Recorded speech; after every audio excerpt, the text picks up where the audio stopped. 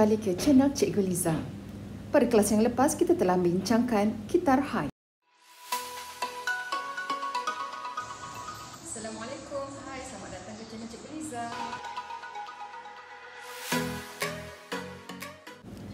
Apakah proses yang berlaku semasa fasa subur? Ya betul, proses pengovulan di mana ovum dibebaskan oleh ovari ataupun ovari membebaskan ovum yang matang. Apa pula proses yang berlaku sekiranya sperma hadir semasa fasa subur? Ya betul juga. Itu proses persenyawaan di mana percantuman nukleus gamet jantan dan gamet betina, iaitu nukleus sperma dengan nukleus ovum untuk membentuk zygote.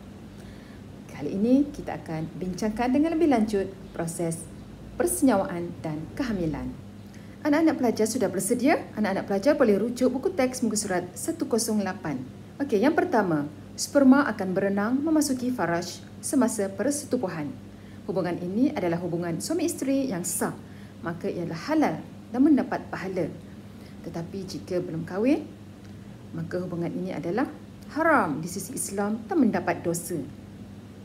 Okey, sperma mempunyai bentuk seperti berudu di mana mempunyai ekor. Maka struktur itu yang membolehkan sperma berenang menuju ke tube fallopian untuk berjumpa dengan ovum. Okay, sperma daripada faraj akan memasuki cervix, seterusnya uterus dan akhirnya akan ke tube fallopian. Perjalanan itu adalah sungguh jauh, ibarat merentasi lautan Pasifik, uterus itu. Kerana besarnya uterus, maka perjalanan sperma adalah ibarat merentasi lautan yang besar untuk menuju ke tube fallopian. Apabila sampainya sperma di tube fallopian, maka dilihatnya ada ovum sedang menanti. Maka sperma akan bernasib baik. Sperma itu adalah banyak berjuta-juta. Antara berjuta-juta sperma tersebut, maka sperma yang paling kuat dan yang handal yang dapat menembusi membran ovum. Sperma itulah yang dapat mensenyawakan ovum, yang mana nukleus sperma akan bercantum dengan nukleus ovum untuk membentuk zygote. Maka setelah bergabungnya nukleus ovum dengan nukleus sperma, itulah yang dinamakan proses persenyawaan. Mula ya anak-anak pelajar. Kemudian, apa akan terjadi kepada zygote itu selepas persenyawaan?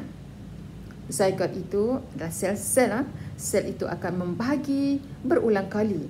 Bahagi 2, bahagi 4, bahagi 16. Membahagi dengan banyak membentuk satu bobola sel. Satu bobola sel yang mana ditolak oleh dinding bahagian dalam tube fallopian menuju ke uterus. Apakah akan terjadi semasa di uterus? Ya, proses penempelan berlaku apabila embrio tadi menempel di dinding uterus dan akan berkembang membesar di sana. Itulah yang dinamakan proses penempelan apabila embrio menempel di dinding uterus. Boleh faham anak-anak pelajar? Jom kita teruskan ke halaman 109. Pada minggu 1 hingga 4, tangan dan kaki mula terbentuk. Okey, pembentukan organ yang besar seperti kaki dan tangan. Embrio mempunyai ekor yang kecil. Pada minggu 7 hingga 9, hidung, telinga dan jari akan kelihatan. Ini adalah organ-organ yang lebih kecil akan terbentuk. Pada minggu ke-10 hingga ke-19, embrio akan kelihatan seperti bayi. Embrio ini dipanggil fetus. Dipanggil fetus apabila kelihatan seperti bayi manusia. Pada minggu 20 hingga 37, fetus akan semakin kelihatan menyerupai bayi manusia. Dan pada minggu 39 hingga 40, fetus terbentuk dengan lengkap. Badan fetus berputar sehingga kepalanya menuju ke arah cervix. Dinding berotot uterus mengecut dengan kuat. Amnion pecah dan bendaler amnion dibebaskan. Fetus ditolak keluar dari uterus melalui faraj dan seterusnya keluar daripada badan. Inilah masa di mana ibu kita bertarung nyawa di bilik bersalin atau labor room untuk melahirkan kita. Oleh itu, kita mesti dengar cakap ibu. Jangan lawan, jangan gores hati ibu kerana telah banyak ibu sakit. Fizikal ibu sakit disebabkan kita. Jangan pula kita tambahkan lagi dengan menyakiti hati ibu. Okey, sekarang kita nak lihat fungsi plasenta, tali pusat, dinding uterus, bendali amnion dan amnion. Pelajar boleh rujuk muka surat 110 buku teks KSSM tingkatan 1. Okey, plasenta terbentuk daripada tisu ibu dan tisu embrio. Tempat pertukaran nutrien, oksigen, karbon dioksida dan bahan kumuh antara darah fetus dan darah ibu.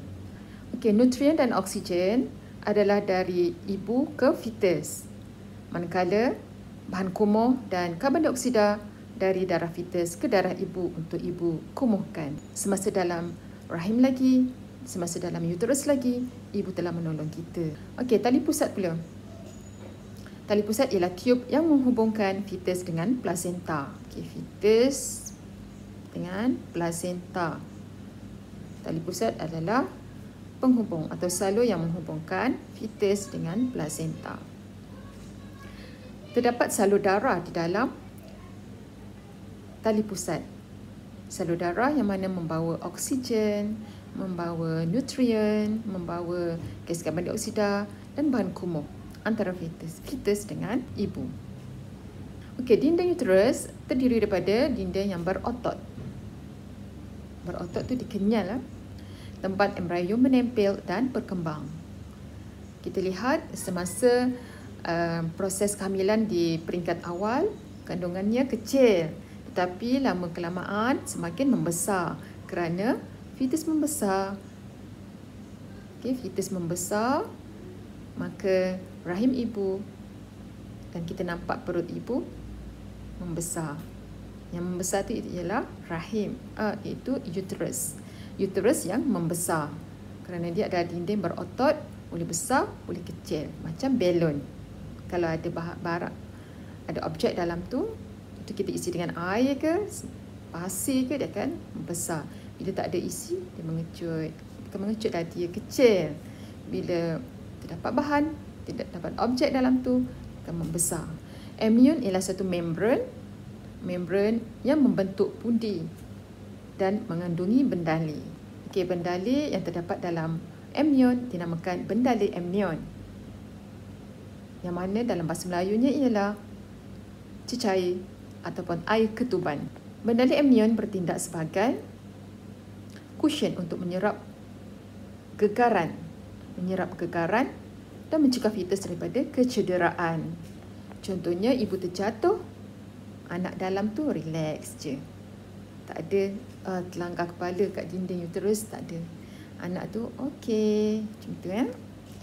Tapi jika berlaku pelanggaran yang kuat seperti aksiden yang teruk, maka tidak dapat diselamatkan lagi. Mungkin kecederaan berlaku pada fetus di dalam kandungan ibu tersebut. Setakat sedikit-sedikit tu mungkin tidak tercecas lah. Tapi jika pelanggaran yang cukup kuat, maka kecederaan mungkin berlaku pada fetus dalam kandungan. Okey, fetus dalam bahasa Melayunya ialah janin, iaitu anak dalam kandungan, anak yang kecil. Fetus dia sudah terbentuk seperti manusia. Kerana haiwan selepas embrio dia terus pada anak haiwan, dia tak jadi fetus. Tapi manusia zygote, embrio, fetus dan bayi. Kalau haiwan zygote, embrio dan terus anak. Anak apa? Anak cicak, anak apa-apa haiwan lah. Pelajar perlu tahu peringkat zygote setelah persenyawaan berlaku. Apabila nukleus ovum bercantum dengan nukleus sperma, maka zygote akan terbentuk. Zygote ini akan membahagi berulang kali membentuk satu berbola sel yang dinamakan embryo. Embryo ialah satu berbola sel. Apabila embryo membesar dan membentuk anggota badan, kita panggil fetus. Fetus adalah embryo yang berkembang yang sudah terbentuk anggota badannya.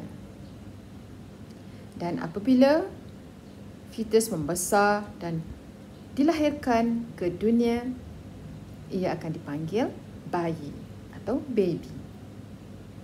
Jadi, pelajar mesti boleh bezakan peringkat-peringkat perkembangan ini. Zygote, embryo, fetus dan baby. ZEF-B. Boleh anak-anak belajar. Sekian saja perkongsian untuk kali ini. Semoga awak mendapat manfaat. Sila kongsikan dengan kawan-kawan.